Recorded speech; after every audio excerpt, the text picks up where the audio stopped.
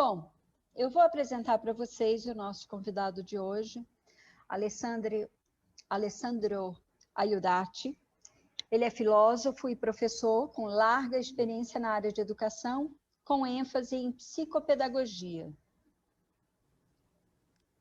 Atualmente, Alessandro é diretor pedagógico da Nuvem 9 Brasil, uma organização que se dedica à educação socioemocional de crianças, atuando no segmento da educação em vários países do mundo. Vale ressaltar que a Nuvem 9 Brasil foi um dos grandes parceiros que tivemos aqui na última edição do Simpósio dos Centros Binacionais, sediada pelo ICB Manaus. Alessandro, seja bem-vindo ao ICB Manaus, novamente. Depois de um ano. Então, fique à vontade, os professores estão chegando, mais professores agora, mas fique à vontade, pode começar a sua fala. Tá bom, boa tarde, já quase boa noite aqui em São Paulo. Obrigado pelo convite, fiquei muito contente quando recebi a mensagem com esse pedido para poder contribuir, né, para poder compartilhar falas e reflexões com vocês. Fiquei muito feliz mesmo, aceitei assim de primeira, tá? Então, muito obrigado pela oportunidade. Isso já temos um ano, né, que nós estivemos aí como apoiadores, como parceiros no simpósio, né, um evento que foi muito gratificante para nós.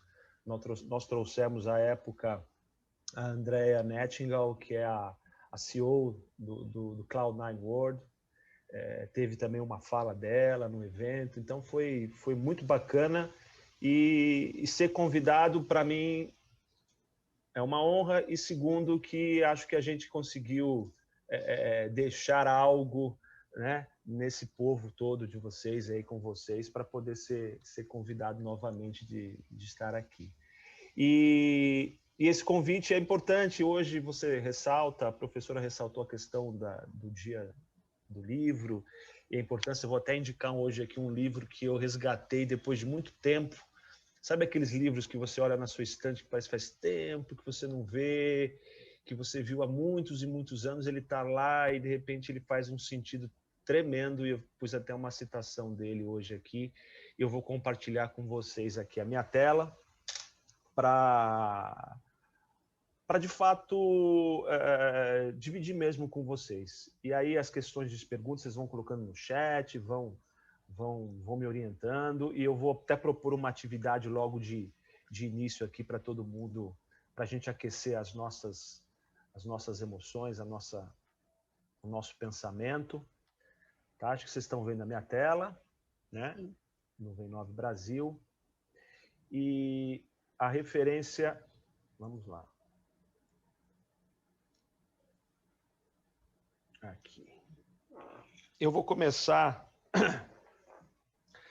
Eu resgatei esses dias um pouco do Manifesto Surrealista, e que alguns professores, claro, estudaram isso em literatura, outros passaram meio ao largo disso, né?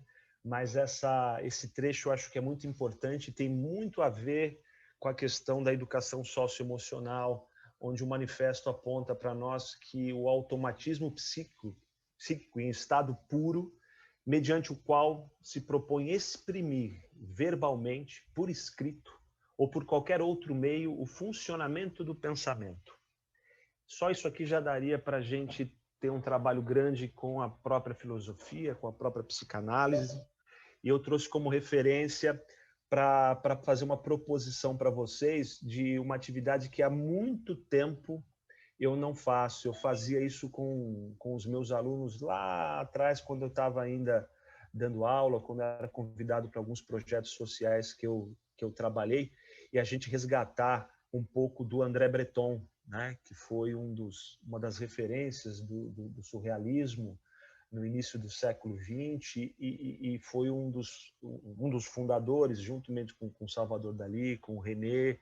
Esse povo todo proporcionou naquele início de século XX uma grande mudança da forma de pensar.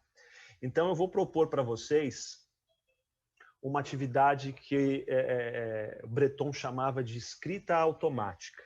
É uma atividade que vai durar aí 2 minutos, eu vou cronometrar aqui 2 minutinhos, tá? Então, qual que é a proposta para vocês? Como a gente tinha colocado lá como um workshop, eu acho que uma interação de alguma forma para a gente aquecer legal. Então, vocês peguem uma folha de papel em branco ou quem tiver uma tela em branco com vocês, uma caneta, um lápis ou um computador, e olhem para essa tela em branco, olhem para essa página em branco e vocês vão ter 2 minutos. Como o nosso tempo ele é restrito, de 2 a 3 minutos vocês vão ter a oportunidade. Então, qual é a proposta? Olhem para essa tela, tentem esquecer um pouco de tudo que se encontra à volta de vocês, concentre-se nesse branco, né? nessa cor branca profunda que a gente tem na nossa frente agora, do papel ou da tela, tá? Se concentrem, respirem bastante, tentem esvaziar um pouco a cabeça de vocês, o máximo que vocês conseguirem nesse pequeno intervalo de tempo. E assim que eu disser um comando de vamos lá, estejam prontos agora, vocês vão fazer um exercício da escrita automática, ou seja, vocês vão colocar neste papel, nessa tela, aquilo tudo que vier à cabeça de vocês, sem parar. Então vocês vão ter esse tempo de 2 minutos para não pensar e escrever. Escrever sem parar.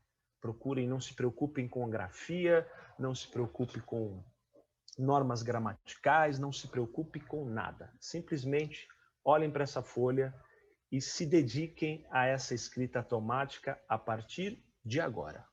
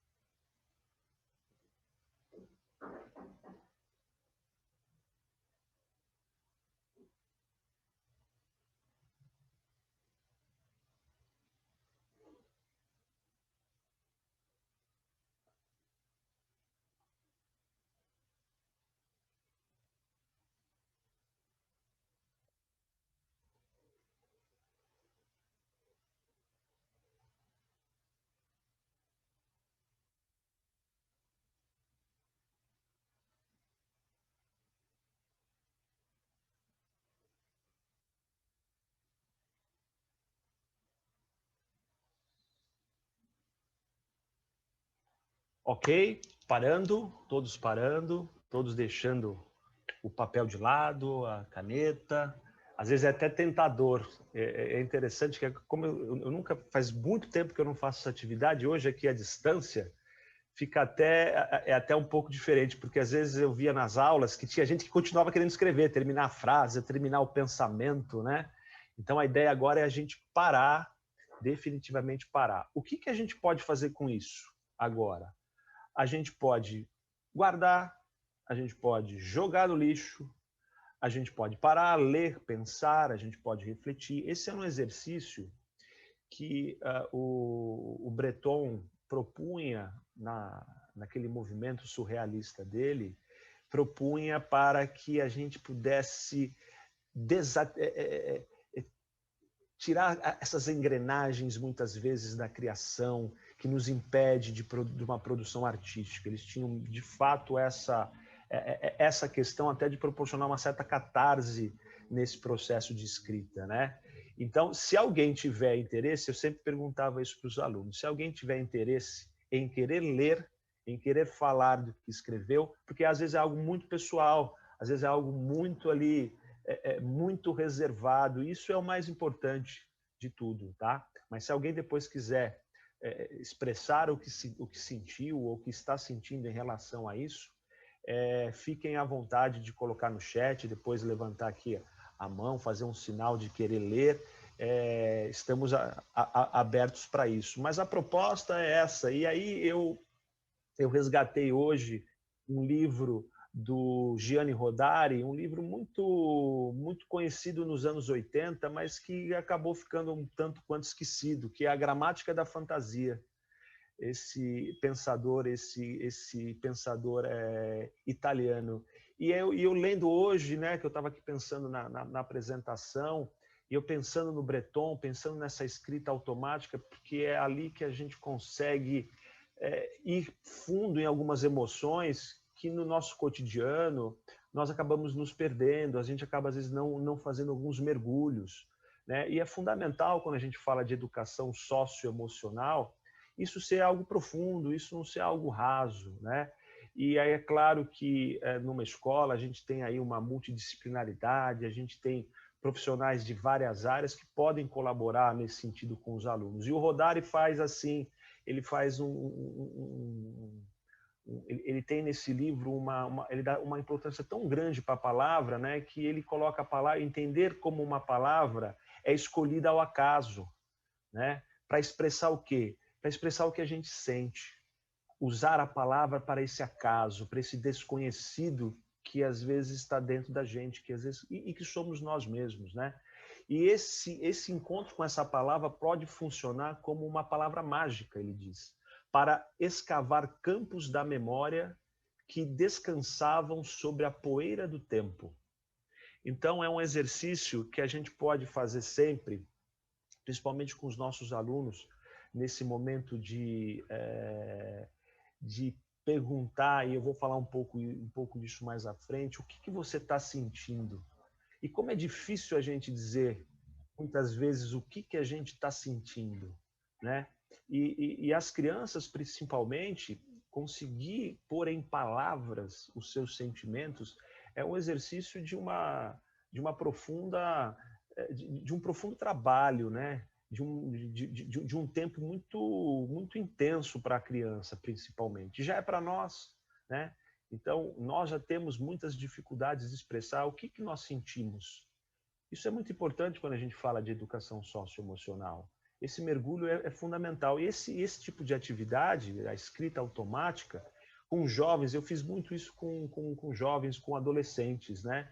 E muitos depois têm até curiosidade de fazer alguns relatos. Outros, você olha na carinha deles, eles se fecham, dão aquela risada envergonhada de dizer não quero falar nada, porque talvez disseram coisas ali impensáveis para as outras pessoas, impensável para um professor, né? Uma revelação ali, um desabafo que ele está fazendo ali para si, né? E não quer dizer outros não, outros eu lembro de alunos que chegaram a ter até orgulho de dizer aquilo que exercitaram e que sentiram, né? Então esse é um exercício muito importante, porque a gente vai ficar falando sempre, né, de educação socioemocional, propostas de atividades fundamentais, mas a palavra, e aí no caso a gente vai transformar a palavra num texto, a gente vai transformar a palavra num livro, é de fato um dos melhores mecanismos, um dos melhores caminhos para esse encontro consigo mesmo, através da palavra, através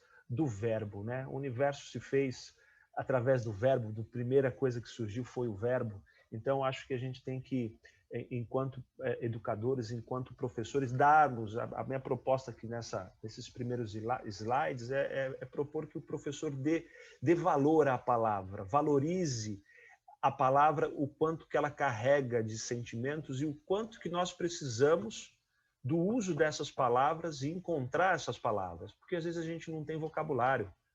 E vocabulário para dizer o que sente é muito complexo muitas vezes.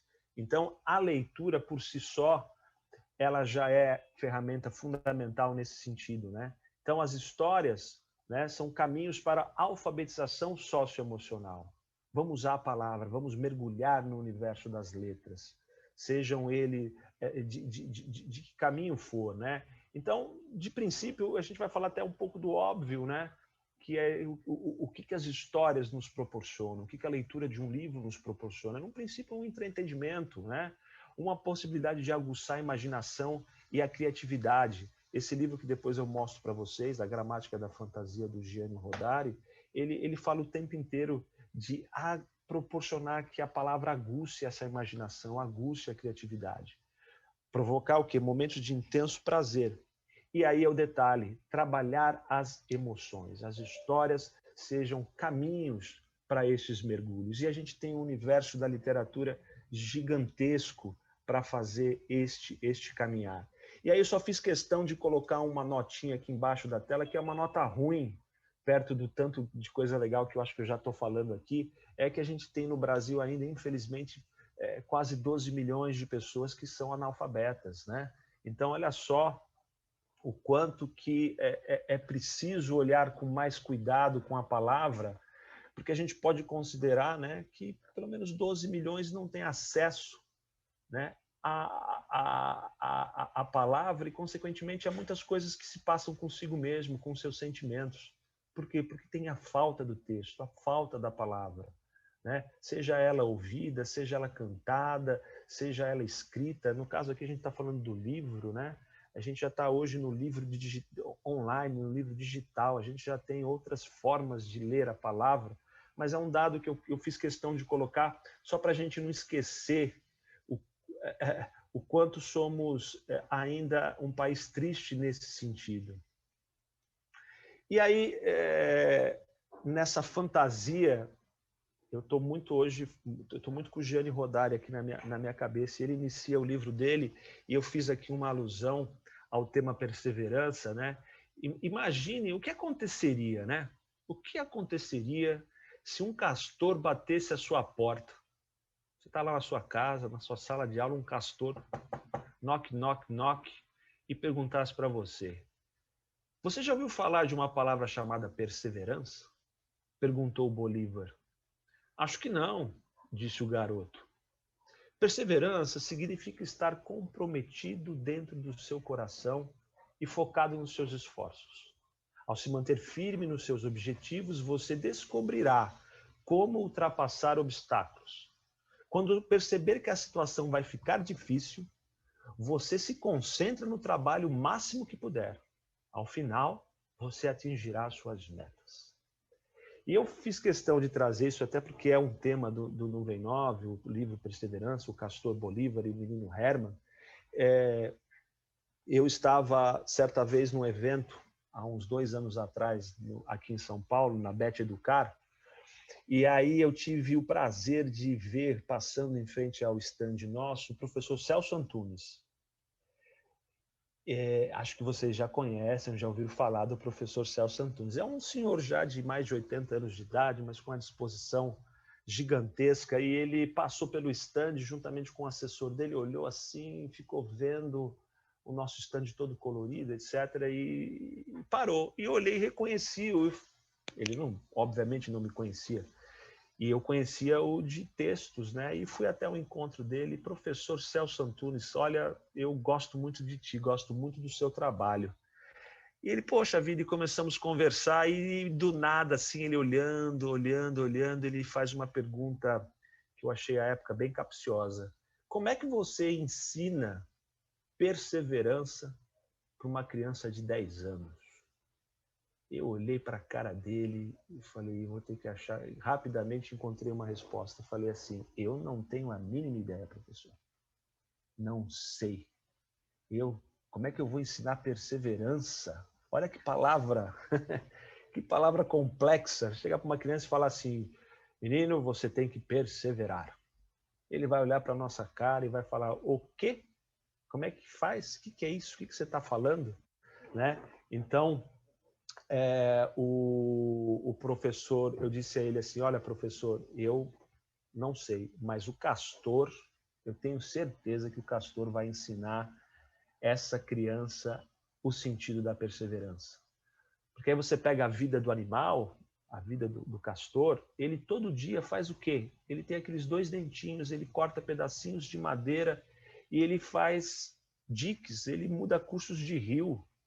Se ele não é um exemplo de perseverança, quem vai ser um exemplo de perseverança nessa vida? E essa foi a minha conversa que eu tive, e essa é a conversa que todos os temas, todos os valores que o Nuvem 9 tem, né? Honestidade, perseverança, cooperação, gentileza, respeito. A gente sempre tem no universo nosso literário um animal que representa, ou do ponto de vista da espécie, ou do ponto de vista de viver, de habitar certo país que tem esse animal como característica ou como símbolo daquele país. Então, quando a gente vai falar, por exemplo, de cooperação, que animal que a gente lembra? Qual que é o primeiro animal que vem à nossa cabeça no nosso universo, né, da fantasia? A formiga, né? Por ser uma espécie que biologicamente vive nessa função, a função biológica da formiga é cooperar. Ela tem essa natureza. Então, na história de cooperação, é o encontro da criança com a formiga.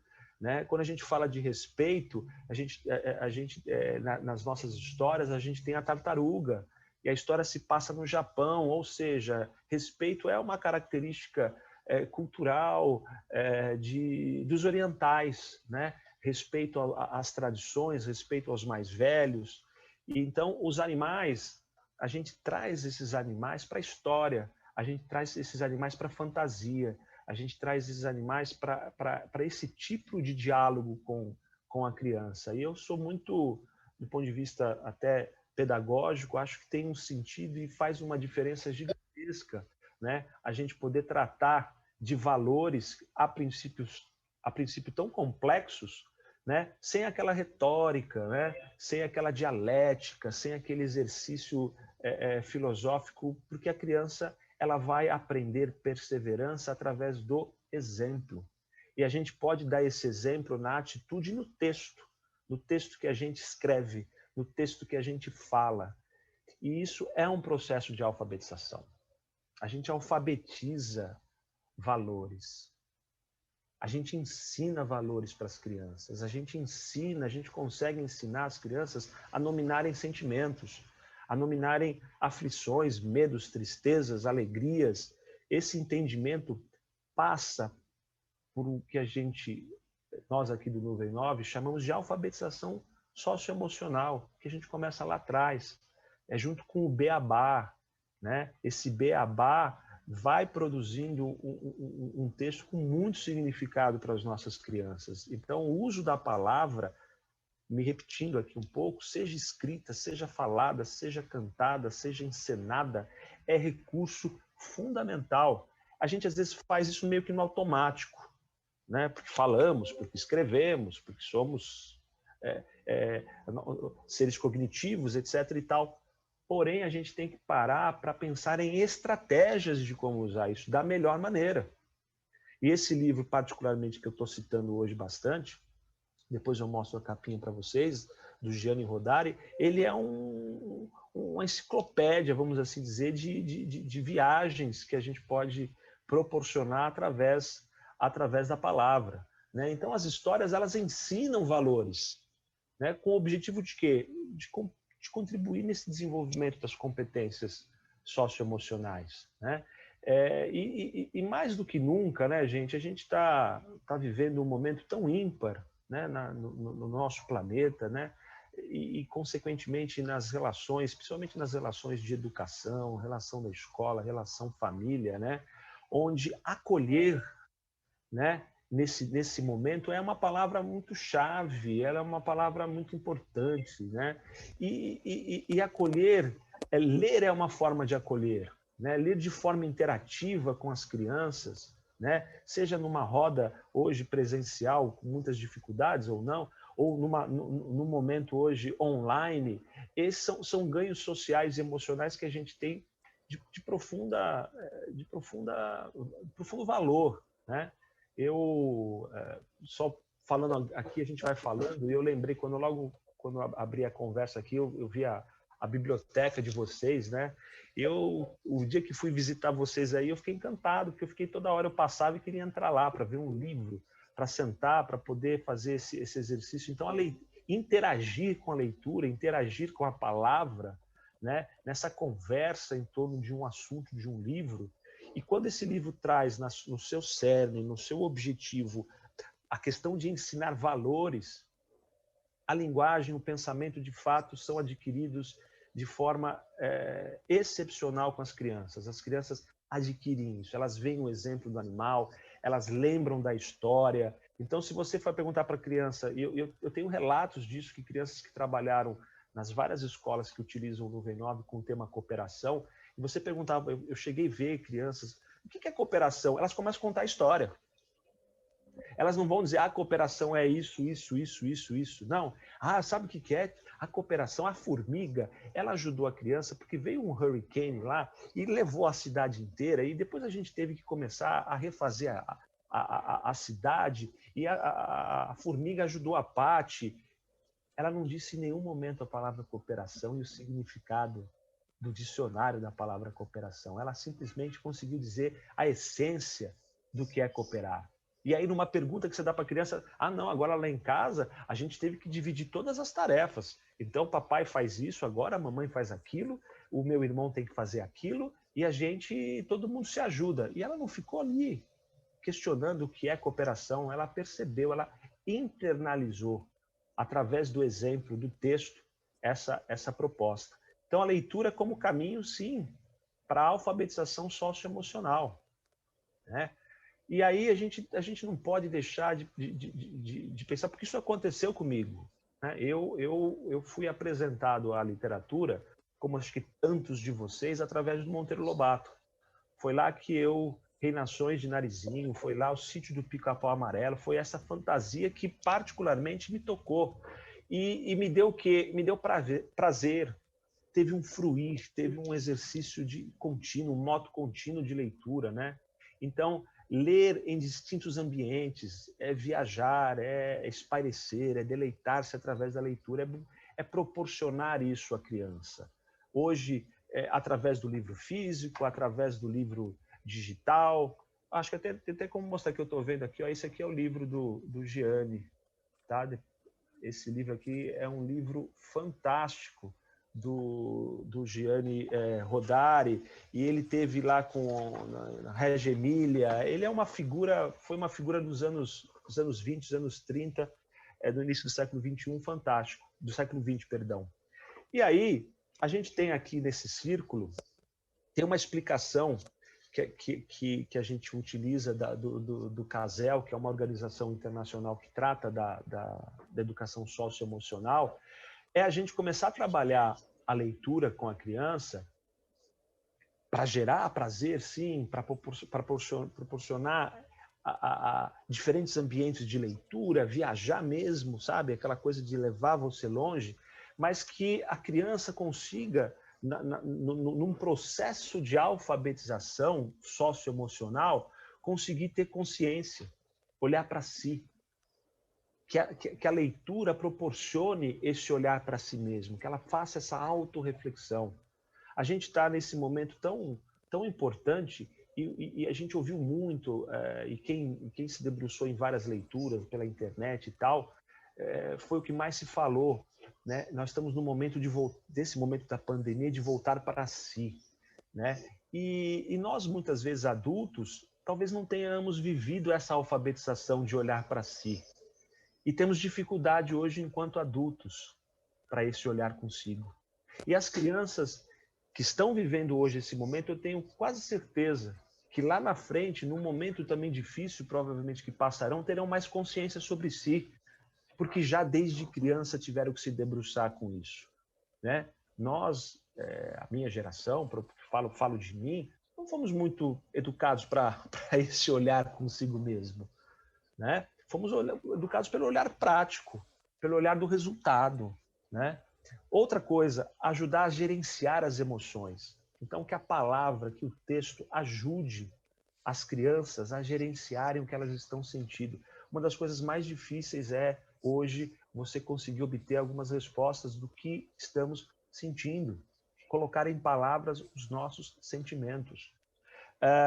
Contribui para a tomada de decisões responsáveis. Temos vocabulário, temos argumentos, porque precisamos o tempo inteiro tomar decisões, escolher melhores caminhos. Desenvolve a habilidade de relacionar-se com o outro. A palavra nos coloca em relação ao outro, seja num diálogo, seja numa leitura, seja num texto, seja numa canção. E promover a consciência social, a questão da cidadania. Esses são 5 pilares que a educação no mundo hoje preconiza. Então, se a gente for resumir assim, o que resultados nós, enquanto educadores, que resultados socioemocionais precisam ser obtidos quando a gente está falando de educação socioemocional dentro de um ambiente escolar, dentro da família? Esses 5. É isso que pretende a educação socioemocional. E a gente consegue isso através do quê? Da leitura. A gente consegue isso através da história, do letramento. Isso a gente aprende, a gente ensina, enquanto adulto, enquanto exemplo, a essas 5 questões acontecerem e terem vida junto das crianças. E aí não tem como fugir, né? A gente vai pegar nos anais, a gente vai pegar na legislação, está lá, na BNCC, para a gente não esquecer o eixo da leitura, né? A prática da linguagem. E aí linguagem a gente pode abrir para várias tem uma amplitude muito grande, né? Então, por exemplo, as histórias do Nuvem 9 se passam em diversos lugares do mundo. É importante isso, sabe? É importante a gente ver que a história que se passa, que trata do valor e respeito, do Nuvem 9, ela acontece no Japão. Qual é o entendimento disso? Para a criança aqui de São Paulo ou de Manaus perceber que respeito é a mesma coisa no Japão, é a mesma coisa em Manaus. Honestidade é uma história que se passa no Zâmbia. Olha só a África, o continente africano, um país chamado Zâmbia. Honestidade. Sim, a criança no Zâmbia aprende a ser honesta da mesma maneira que em Manaus se aprende a ser honesto. Honestidade é a mesma coisa em qualquer lugar do planeta. Então as histórias têm isso e a gente não pode esquecer que essas são referências culturais, locais e mundiais que precisam de diálogo. E a gente consegue isso através de quê? Hoje, através das histórias, né? Então, essa questão da leitura, principalmente no contexto da BNCC, ela diz para nós que a gente tem que trabalhar essas linguagens com muita amplitude, né? Aí nós estamos falando de imagem, nós estamos falando de pintura, nós estamos falando de desenho, nós estamos falando de esquema gráfico, diagramas, filmes, vídeos, som. Estamos falando de linguagem. E é através da linguagem, através da palavra, seja escrita, cantada, encenada, porque tudo aqui tem a palavra. A gente nunca foge, então, daquele início onde a palavra é fio condutor de todos os processos do nosso desenvolvimento humano. Nós somos desenvolvidos do ponto de vista social, do ponto de vista cultural, do ponto de vista emocional, através da palavra. Se não tivéssemos palavra, o que seríamos de nós? O que seria do ser humano? Seria um ser incompleto, seria um ser atrasado, seria um ser fora de qualquer situação. A palavra é fundamental. Então, para a gente não esquecer, porque fica comum, a palavra fica comum. E a gente começa a gente tem falado às vezes muita besteira, né? A gente fala muito. Então a gente tem que pensar um pouco mais em ser exemplo dessa palavra, né? E aí pensar a educação socioemocional, quando a gente está falando aqui da palavra, a palavra vai muito além do livro, gente, né? Porque a criança, e a gente tem que proporcionar esse diálogo, porque a criança já traz a sua história, ela já traz os seus simbolismos, e nós, professores, vocês aí na sala de aula, é fundamental proporcionar situações para que haja verbalização. Verbalize através do desenho, verbalize através da escrita, verbalize através dos jogos dramáticos, dos jogos livres, da leitura de histórias, da roda de conversa, do teatro. A palavra tem... onde mora a palavra? Essa é uma pergunta muito interessante da gente fazer. Aonde mora a palavra? A palavra mora em todos os lugares. A palavra não mora só no livro. A palavra não mora só no tablet, né? A palavra mora na relação humana. A palavra mora em outras linguagens também. E que esse universo de tantas linguagens seja ferramenta para nós professores. E aí é fundamental a gente ir buscando nesse diálogo, deixa eu voltar aqui, com as crianças, essa pergunta. Vamos perguntar um pouco para nós mesmos, como é que você está se sentindo hoje? Como é que vocês estão se sentindo, pessoal? Vocês já pararam para pensar no dia de hoje, em como vocês estão se sentindo? Isso é fundamental, essa pergunta, se a gente quer se relacionar com o outro, principalmente com a criança, né? A gente precisa fazer essa pergunta o tempo inteiro, como é que eu estou me sentindo? Estou sentindo alegria? Esse é o nosso material para a educação infantil, que trata das 8 principais emoções, né? E é através do kiwi. Esse kiwi que fica alegre, é o kiwi que fica com medo, né? Aí eu nunca ouvi isso, ou pouco ouvi isso do meu pai. Meu filho, você está tão calado hoje. É aquele zoom, aquele silêncio, né? Aí você vai um pouco mais à frente e pergunta para a criança, o que você está sentindo? Na grande maioria, e vocês trabalham com as crianças, principalmente as crianças, aí eu estou falando de educação infantil, ensino Fundi 1 principalmente, né? Ou mesmo o jovem, adolescente, não sei. Não sei. E ele não sabe porque não sente? Não.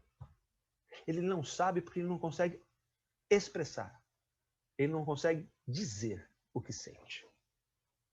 Não é que ele não sinta. Ele está sentindo medo, ou está sentindo alegria, ou está sentindo tristeza, ou está sentindo raiva.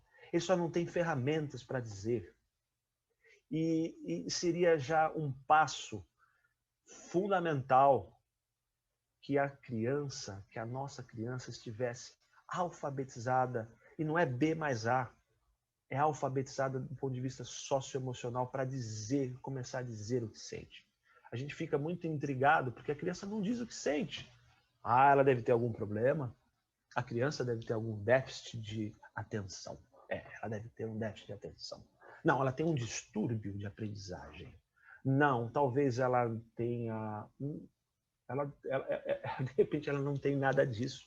Ela só não está encontrando a palavra certa. Porque o vocabulário dela, do que ela sente, é muito reduzido. Porque ela não é incentivada a dizer. Ela não é incentivada a ter esse pequeno diálogo. Que é o quê? Como é que você está se sentindo hoje? Vocês já entraram na sala de aula e começaram a aula de vocês perguntando para as crianças como é que vocês estão hoje? Como é que vocês estão se sentindo hoje? Às vezes a gente não para fazer essa pergunta para a criança, a gente já chega na sala de aula pau, tendo que trabalhar, tendo que dar conteúdo, tendo que usar o nosso tempo. E aí você vai ver aquele menininho ali caladinho, né?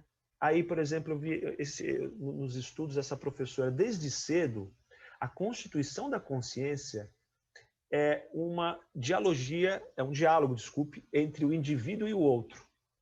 Sendo assim, a consciência não se dá em si nem por si, mas em função do outro.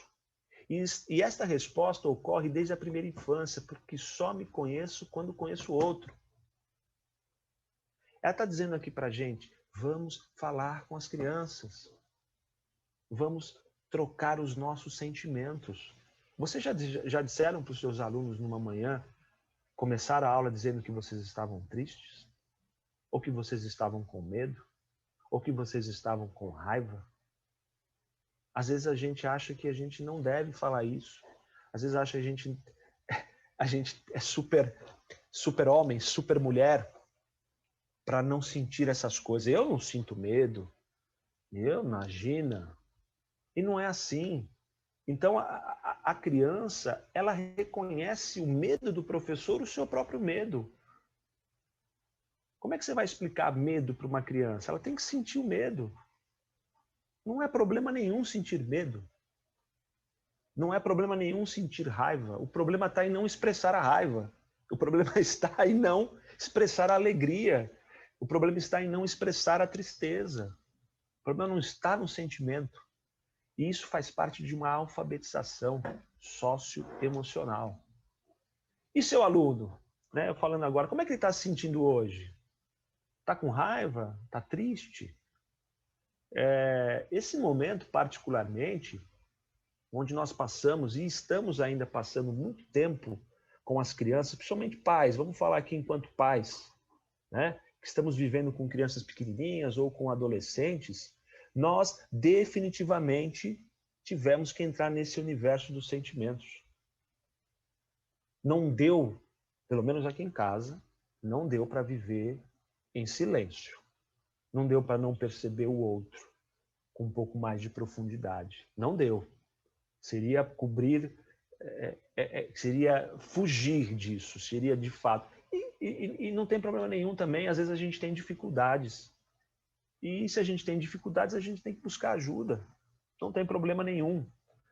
Mas eu acho que nesse momento que a gente está vivendo, a gente vai fazer talvez lá para frente, daqui a alguns anos, uma reflexão um pouco mais profunda do dia de hoje, desse momento atual, sobre o que a gente está sentindo, o que a gente está vivenciando, o que a gente está vivendo. E isso vai dar para nós muita força. Eu penso dessa maneira. Isso vai nos dar muita musculatura para continuar a vida e continuar, de fato, mergulhar no que a gente fala de educação socioemocional. Eu ouvia, é muito interessante, nós trouxemos o Cloud9 World, que livremente traduzimos para a Nuvem 9 Brasil, em 2000. Eu fui para os Estados Unidos conhecer o Cloud9 World em 2015, 2016 fui novamente, e eu me recordo exatamente quando eu comecei a andar pelas escolas aqui em São Paulo, falar com as pessoas, eu ouvi muitos donos de escola, muitos professores dizendo que educação socioemocional era moda. Ah, isso é moda, isso é para vender, isso aí é business. Olha só, é moda a educação socioemocional? É algo superficial? Não, não é. De fato, nós estamos com o pé dentro disso e estamos aprendendo a lidar com isso, com o que a gente sente, né? E o papel do professor na constituição do sujeito é fundamental, né? O professor não pode ser um mero transmissor de conhecimento. Graças a Deus está terminando essa era, estamos vivendo, na minha opinião, o fim do professor transmissor de conhecimento, transmissor de livros. Acabou as bibliotecas já estavam aí online para todo mundo ler. O professor tem que se renovar enquanto ser de constituição do sujeito e não do conhecimento mais. O conhecimento está aí, está à disposição. Infelizmente, né? 50% ou mais da população brasileira não tem acesso à internet para acessar uma aula online, né? Uma biblioteca online. O seu papel é constitutivo, pois ao se constituir como sujeito leitor, escritor, vai constituir também o seu aluno. Esse papel nem sempre está claro para o professor, que tem que lidar com o seu próprio processo de constituição, com as suas idiosincrasias, suas e dos alunos. Então, assim, eu acho até que tem um verbo que acabou sendo cunhado na profissão do professor, que eu acho que um dia tem que terminar, que é o verbo dar aula. De que o professor não der mais aula, a coisa vai se resolver melhor. Não dá para ficar dando aula. O professor não pode mais dar aula. O professor tem que usar um outro verbo para suas aulas, e não é dar a aula, né? Então, são reflexões que fazem parte dessa nossa profissão, né? E que, com certeza, espero, façam parte dos currículos de pedagogia, que estão, na minha opinião, muito aquém desse universo real que a gente está vivendo. E que vocês, particularmente, por estarem na sala de aula, seja ela online, seja ela presencial, seja um ensino híbrido ou não, é o grande desafio de todos nós, né? E aí eu só coloco aqui algumas considerações, já estou até olhando aqui também o reloginho, né? Que a gente tem que trabalhar isso, né? De forma com um programa de educação socioemocional, sabe, gente? A gente tem que transformar a educação socioemocional de forma programática. Educação socioemocional, quando a gente fala que é programa, educação socioemocional é da porta de entrada, é do porteiro ao gestor principal, ao CEO, ao diretor da escola. Educação socioemocional não é matéria curricular. Ponto. Matéria curricular é matemática, com todo respeito à matemática, ciências, são áreas do conhecimento, né? Educação socioemocional é multidisciplinar. Ela está com todos os professores em todos os momentos. E essa é uma bandeira, e a gente tem estudos da própria Unesco, a própria BNCC já começou a apontar as 10 grandes competências, as 10 principais competências. Nós estamos dando os primeiros passos para mudar isso, né? Olha só o quanto foi difícil para todos nós ter que trabalhar o currículo online. Foi um trabalho gigantesco, foi um trabalho maior do que se esperava. Por que o professor ficou cansado? De estar numa tela? Não, eu acho que ele ficou cansado porque ele teve que cumprir 800 horas, ele tem que cumprir X quilos, desculpe o termo, de matéria. Eu acho que vale, gente, uma autocrítica. E eu fecho parênteses. É sempre importante uma autocrítica nessa hora, né? E esse atual momento, onde a gente tem que pensar no ensino híbrido, a gente tem que pensar na distância, a gente tem que pensar na família, a gente tem que pensar naquela família que não tem acesso à internet, não tem como chegar a um conteúdo. Qual é o principal foco de um professor nessa hora? Onde você não consegue apresentar um livro para a criança. Então, a gente tem que entender a educação socioemocional de forma programática, de forma processual, é um processo de aprendizagem.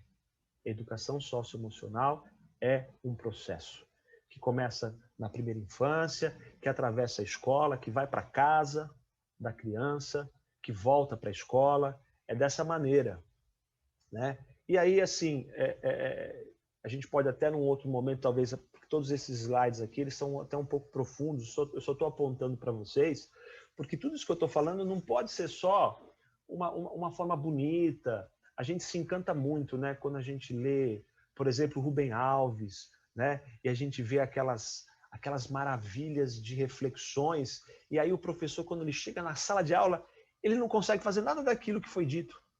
Já repararam?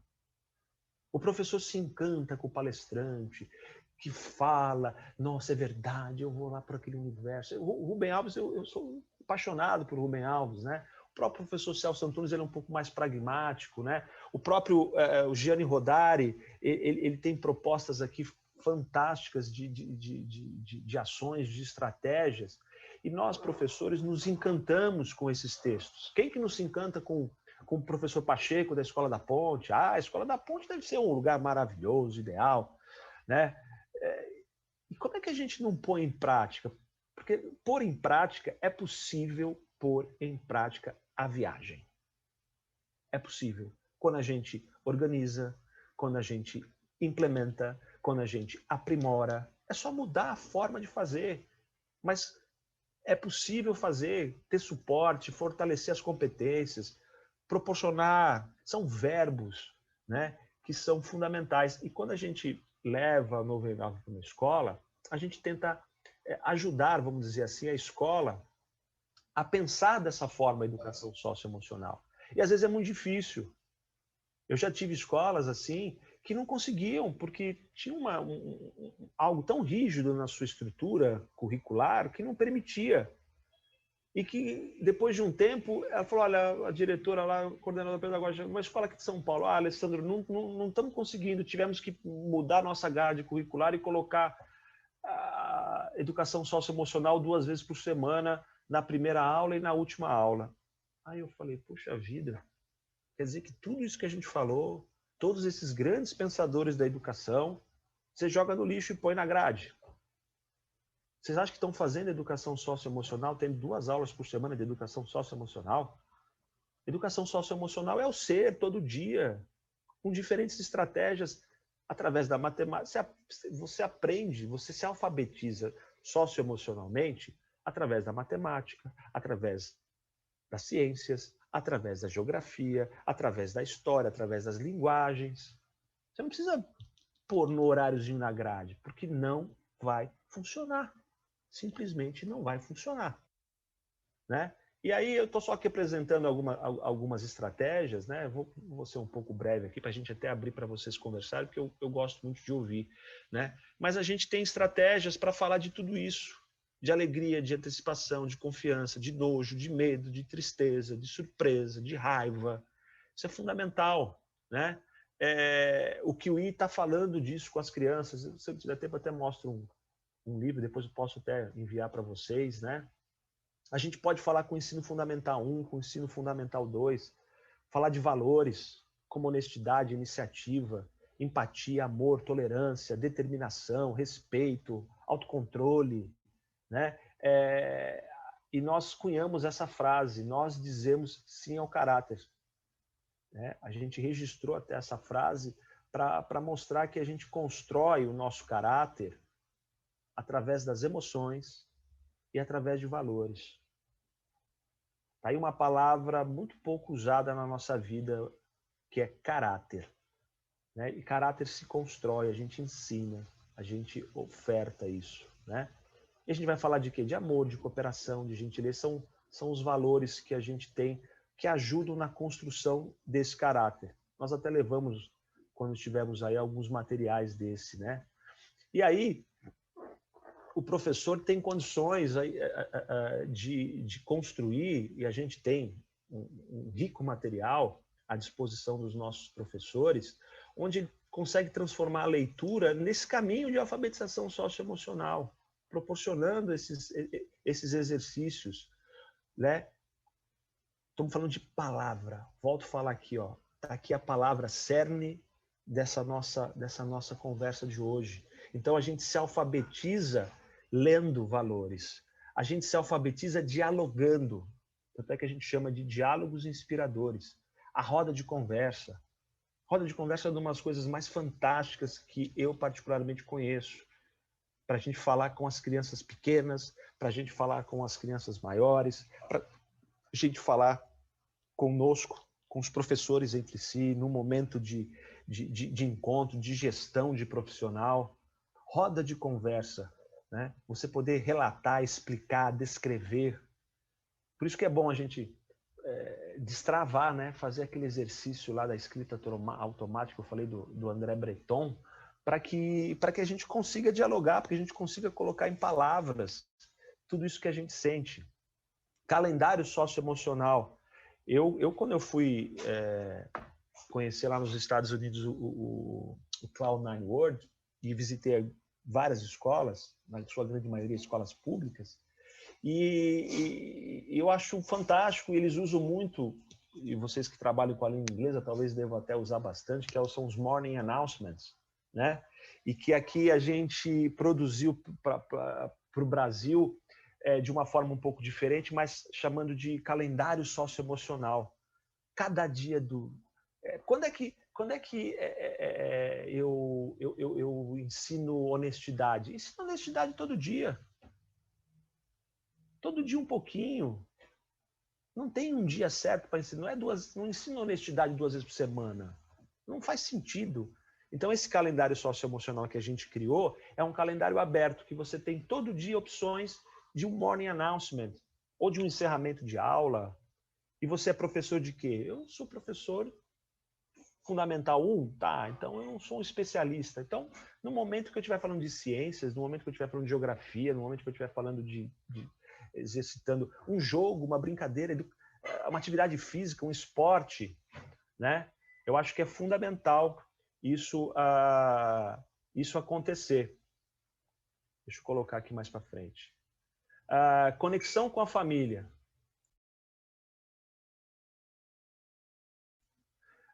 Conexão com a família é a gente levar isso para os pais.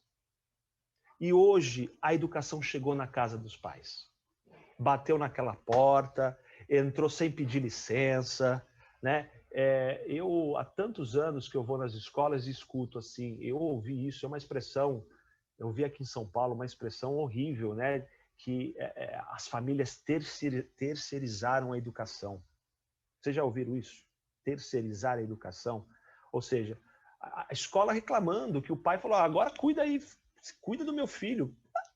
Ensino integral? Puxa vida, que maravilha! Eu vou poder trabalhar o dia inteiro e alguém vai cuidar do meu filho. E as coisas não são muito bem assim, não. Essa pandemia veio nos mostrar que algo estava em desequilíbrio. Algo, de fato, algo está em desequilíbrio no planeta, né? Questões ambientais, questões políticas, questões culturais, questões educacionais. Essa relação ficou muito permissiva, do meu ponto de vista.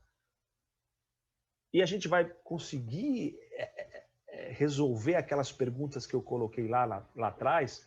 Ô, meu filho, o que está sentindo? Ô, meu aluno, o que você está sentindo? Se a gente der a mão com quem? Com a família. Vocês trabalham com psicopedagogos da escola? Vocês têm psicopedagogos que fazem assistência? É um trabalho fundamental. E a psicopedagogia, o que a psicopedagogia proporciona? Esse diálogo entre as partes, família e escola, para contribuir na educação da criança. Então, a gente tem essa proposta de levar para as crianças atividades, para as casas, atividades concretas, o quê? De conexão com a família. Então, assim, as estratégias sugeridas... Não estou lendo agora aqui, espera um pouquinho que vai sair. Aqui. Para a gente ir encerrando e ter esse tempo aberto aí para algum tipo de conversa, né? As estratégias sugeridas, porque é uma travessia, gente. Nós estamos numa travessia, sempre estivemos, mas agora eu acho que até uma expressão antiga, caiu a ficha, que a gente precisa, a gente se perceber que estamos nessa travessia da vida, né? Não poderia ser menos diversificada para essa travessia, né? Assim como é de uma múltipla riqueza as várias propostas de se fazer educação nesse nosso país, nesse nosso planeta hoje. Então é a gente agarrar a palavra como meio de transformação, como meio de alfabetização. E no caso aqui eu estou me dirigindo, de fato, nós já não estamos mais na questão da alfabetização B mais A é BA. Nós já estamos falando, gente, de alfabetização científica, alfabetização tecnológica. Eu sou um analfabeto tecnológico. Eu sou um usuário de computador, eu sou um usuário de tecnologia. Eu não sou alfabetizado, né? E essas alfabetizações, nós estamos falando de alfabetização até a própria Unesco, a própria OCDE colocou uma série de parâmetros de alfabetização que vão além do beabá. Nós estamos falando de alfabetização científica, que as crianças estão chegando, estão tendo essa oportunidade de se alfabetizar dessa forma. E socioemocionalmente também. Nós estamos falando de alfabetização socioemocional. Volto a falar, infelizmente, nesse dia do livro que a gente está vivendo hoje, né? Nós temos ainda no nosso Brasil quase 12 milhões de analfabetos. Então aqui fica aqui um texto meu de final aqui, que a gente não vai conseguir resolver os nossos problemas econômicos, a gente não vai conseguir resolver uma série de questões no Brasil se a gente ainda tiver no país 12 milhões de analfabetos, se a gente ainda tiver no país 50% da população sem acesso a saneamento básico. Esses são processos de alfabetização. Isso alfabetiza uma nação. E a gente ainda não tem essas ferramentas, infelizmente. Estamos construindo, estamos aqui nessa tarde falando. Tem aí vocês do outro lado, professores de um colégio, trabalhando com as crianças, trabalhando com as famílias. Então as coisas, por isso que eu falo, é uma travessia, estamos nessa travessia. E o papel do professor com o texto, com a palavra, é de extrema responsabilidade mais do que nunca nos dias de hoje. E ter essa consciência é o que vai nos garantir fazer uma melhor travessia nos dias que a gente está vivendo.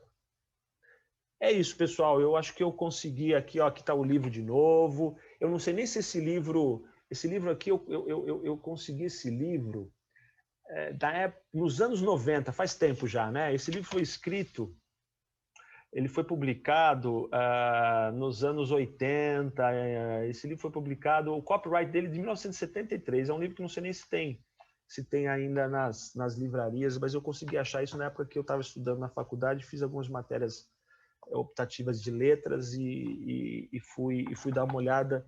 Então, hoje eu dedico o Dia do Livro ao pensador Gianni Rodari, e se vocês tiverem a oportunidade de consultá-lo e de viajar nas possibilidades que ele dá aqui, é um prazer, um deleite para todos vocês, professores. É isso, acho que eu consegui aqui levar a tempo e ficar aberto aí para vocês quiserem prosear, eu tô à disposição aqui, viu? Muito obrigada, Alessandro. Nossa, que palestra inspiradora, né? Você foi falando e eu fui gerenciando minhas emoções e fui anotando aqui alguns momentos que eu achei assim muito significativos, né? A questão do desconhecido dentro de nós me levou a pensar como é importante realmente a zona de proximidade que Vygotsky traz para a gente do aprendizado, como a gente precisa do outro para poder aprender, né? Eu acho que até aprender as nossas próprias emoções, né? E desenvolver isso, e gerenciar essas emoções, e como é importante essa presença de um professor que traz esse aprendizado, né? Você falou assim, a palavra é fundamental, né? Como é importante essa verbalização, né? Que, na verdade, ela vai um pouco na contramão da nossa educação, que você citou, a educação que nós tivemos, que era muito engole o choro, resolve aí, vai apanhar se fizer, ou vai apanhar se não fizer.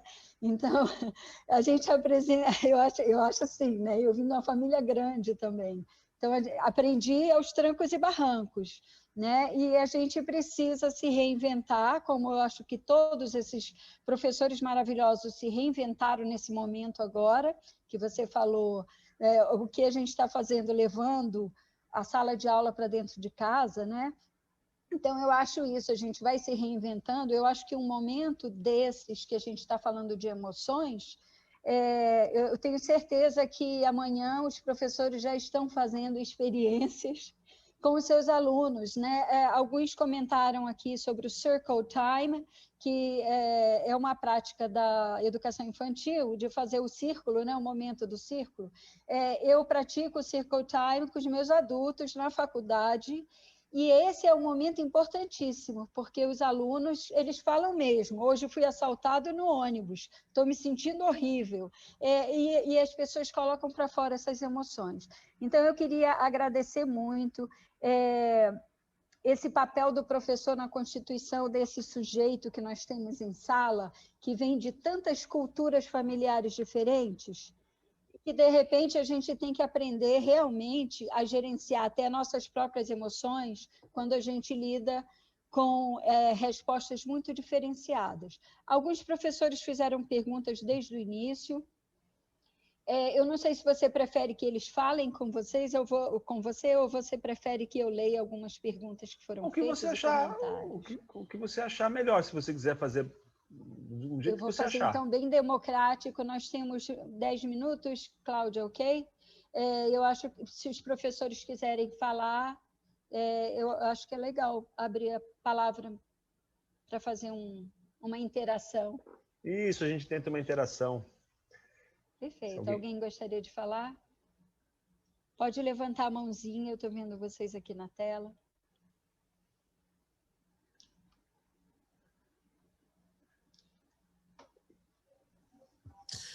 Oi, professor, tudo bem? Jader. Oi.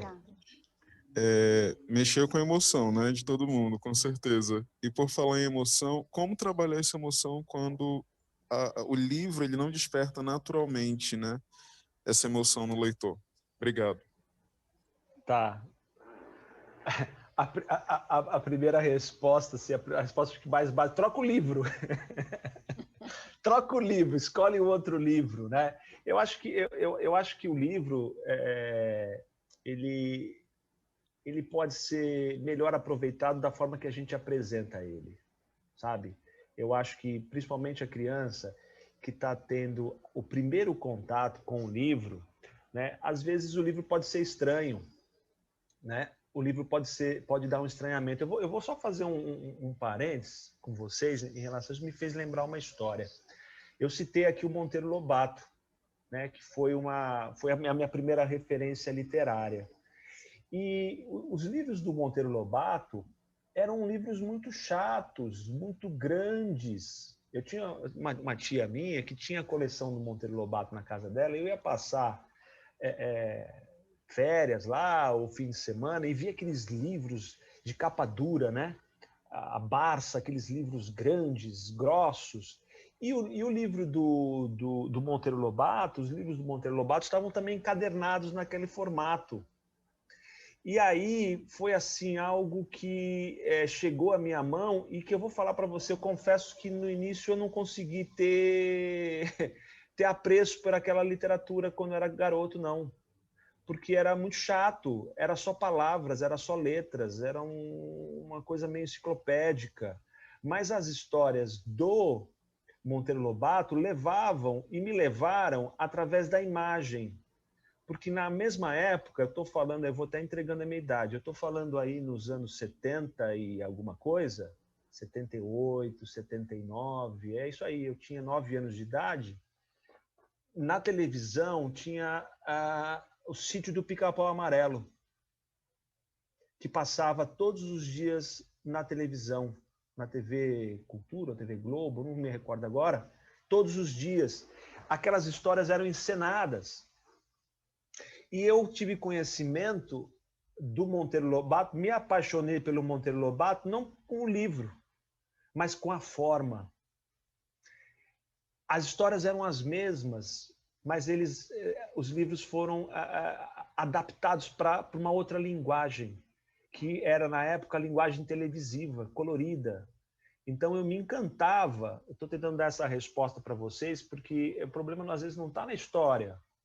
O problema está na linguagem que a gente utiliza. O próprio professor, enquanto contador de histórias, né? E a própria linguagem. E hoje a gente tem, gente, no fundo, a gente talvez tenha até que quebrar um pouco a ideia do livro em si. O que é mais importante no livro é o que está dentro do livro.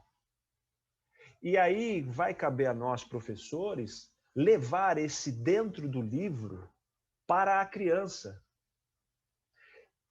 Apresentar para a criança o que está dentro do livro, hoje, com N possibilidades de linguagem.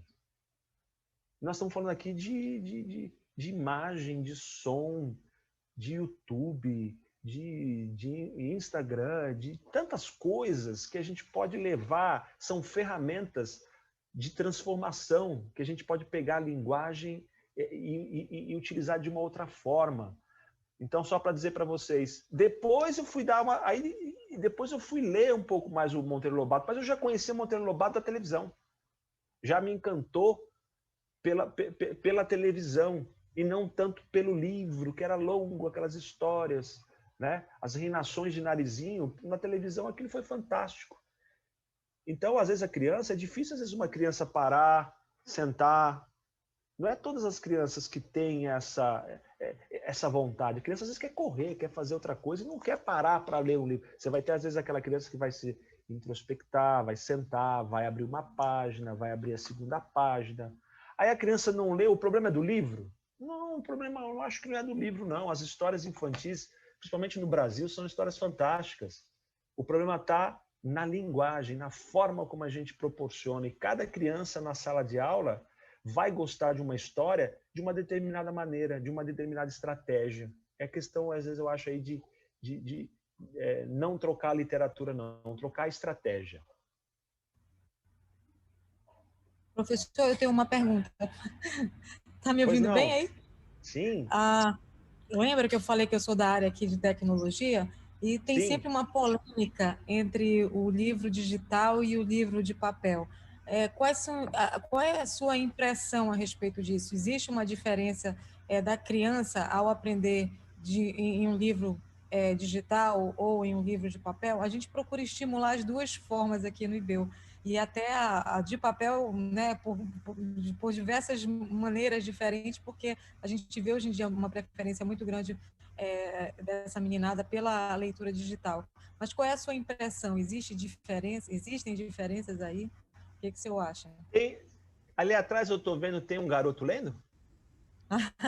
Aqui Volta lá. só é isso aqui, ó.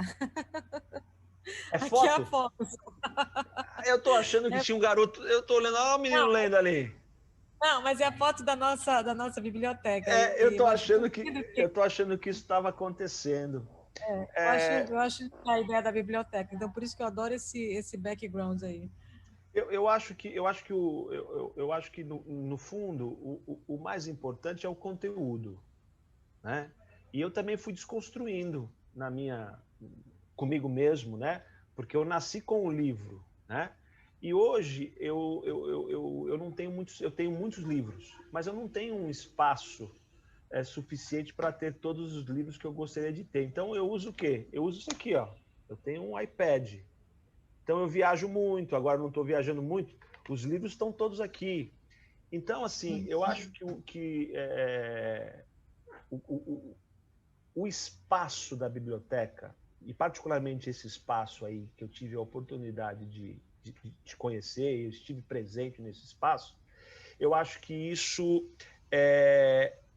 dá um valor diferente, além da história para as crianças, que é o quê? A convivência. Eu acho que o livro em papel, ele pode proporcionar às crianças convivência, a roda, a troca, o manuseio, né? O cheiro, os outros sentidos que isso aqui não transmite, ele transmite outros sentidos. Então, assim, eu acho que trabalhar com os dois, acho que como você falou aqui, vocês parece que buscam trabalhar com os dois, eu acho que cada vez mais é enriquecer a biblioteca física, eu acho que não se substitui. Eu acho que o livro nunca vai ser substituído. Essa conversa era uma conversa que teve muito nos anos 90, quando saiu o CD. E aí disseram que o vinil ia acabar. Ou quando a televisão surgiu, disseram que o cinema ia acabar. O cinema não acabou, né? O vinil não acabou, o CD não acabou, né? Hoje a gente tem a música no streaming, ela está na nuvem, né? Amanhã não sei onde ela vai estar. Então, assim, eu acho que as coisas não acabam, né? Eu acho que incentivar a ida à biblioteca é fundamental para quê? Para mostrar esse universo, porque e ainda mais uma biblioteca bonita. Porque eu sou daquela época da biblioteca da Universidade de São Paulo, você tinha lá ela era cinza, né? Com aqueles corredores imensos, de livro e você ia procurar o livro naquelas caixinhas, aqueles papeizinhos, e ficava com um papelzinho anotando, né? O fichário para achar o livro, né? Quem estudou nos anos 90 teve faculdade, estudou. E a faculdade às vezes não era nem agradável muito aquilo, né? Então o ambiente, eu acho que o ambiente da biblioteca do livro físico proporciona trabalhar junto das crianças outros sentidos, outras possibilidades. Isso mesmo. Inclusive, essa semana nós estamos comemorando aqui a Rejane, que é a nossa bibliotecária, uma semana que a gente chama de Magical Stories, porque o livro não deixa de ser esse canto mágico, né, que nos faz viajar, viver experiências diferentes. Então, né, nada melhor do que hoje, o Dia do Livro, a gente celebrar dessa maneira tão bonita. Muito obrigada. E acho que e no fundo, essa celebração é o roteiro que está aqui dentro, é a viagem, é o que o autor, a poesia, a ficção, né, proporciona para nós, né? Então, ler um poema, hoje para mim, ler um poema num livro como esse, ou ler um poema aqui é a mesma coisa. Vai me proporcionar ir aonde eu desejar ir, né? Acho que isso é o mais importante. Nossa, muito obrigada, Alessandro. O nosso tempo acabou. Ah, que pena. O papo tá uma bom. Pena mesmo, uma pena. O papo estava ótimo. Eu consigo ler online, no tablet, no Kindle, onde for, mas eu adoro um cheirinho do livro, do papel. Não tenho. É que eu não quis ser muito saudosista, mas eu vou numa livraria assim, eu faço assim, né? Eu dou uma cheirada, o livro, eu levo ele, eu amasso. Exatamente. Você cheira e diz, esse livro é bom. Esse livro é bom, né? Eu uso o lápis para fazer uma marcação de lápis, é claro, mas eu acho que proporcionar à criança o contato, né? Porque as crianças vão aqui, elas vão nascer cada vez mais online, né? Tudo online. Eu acho que o que o online proporcionou é que a biblioteca não está mais concentrada na mão. O poder, é por isso que eu falo quando eu falei do professor, o papel o professor, ele já não é mais o ser que senta em cima do conhecimento e diz agora eu domino e agora eu vou dizer o que vocês vão aprender. Não é mais isso. Aquela biblioteca da Idade Média, que a igreja, enquanto instituição, preservava aquele conhecimento, isso não existe mais. E isso é fantástico. Hoje você poder ter uma biblioteca na sua casa, poder ter acesso. O que agora a gente precisa é dar esse acesso às pessoas, né? Seja de forma prática, acesso mesmo, ter internet, e seja de forma de incentivar a pessoa a buscar conhecimento, né? Através da leitura. Nossa, muito obrigada, Alessandro. Professora Foi um grande prazer. Palmas. Eu vou até bater palmas mesmo, porque obrigado, viu? Só as palmas virtuais não são suficientes. Assim, a gente tem várias formas. É um prazer, viu, ter sido convidado. Me honra muito falar com pessoas que estão a fim de conversar, né? Que estão a fim de trocar isso. E eu estou à disposição. Espero poder logo voar e visitá-los. Mas estou à disposição para falar sobre esse assunto, para falar do Nuvem 9. Contem comigo, tá? Tá certo. Muito obrigada. Obrigada, professores que participaram, Rejane, Cláudia, Vanessa também, que estiveram aqui nos dando suporte. Boa noite a todos e todas. Maristela, lembrando que... tem que lembrar. A gravação, para quem quiser assistir de novo essa palestra maravilhosa. Vai estar lá no ICBU Manaus, no YouTube. Né? E não, então, se vocês quiserem... e não se furtem, se quiserem mandar um WhatsApp nesse telefone que deixou aí, ou um e-mail, fiquem à vontade de se comunicar comigo, tá? Estou à disposição. Perfeito. Muito obrigado. Uma ótima noite para vocês. Fiquem em paz. Muito